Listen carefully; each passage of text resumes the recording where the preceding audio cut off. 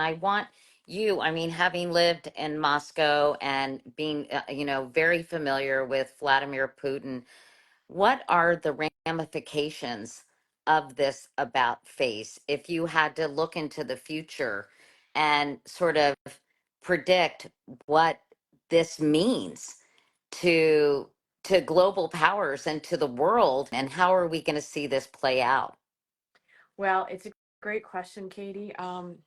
It was a very jarring thing to observe because there is no script for this going forward. There's no playbook. I mean, partially you have to wonder how calculated was it on the part of Vance or Vance and Trump?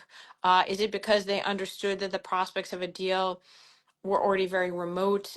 You haven't seen Putin, by the way, very eager to raise his hand and participate in a peace process with Trump. And so maybe they already understood that Donald Trump had made an extreme campaign promise that he couldn't deliver on, right? Donald Trump promised again and again and again in 2024 that he was going to end the war in Ukraine in 24 hours. He said at one point he was going to do it even before he was inaugurated. Obviously, he didn't end the war in Ukraine in 24 hours. So a lot of this may be Trumpian bluster that just suggests that they themselves have already concluded that the chances of an actual deal with Russia are very remote, and they're looking to absolve themselves of blame and to start, fixing blame on Ukraine. So that's one of the things that I suspect may be going on here. But of course, it's impossible to see into the future. And in any event, siding with Vladimir Putin, you can't take away that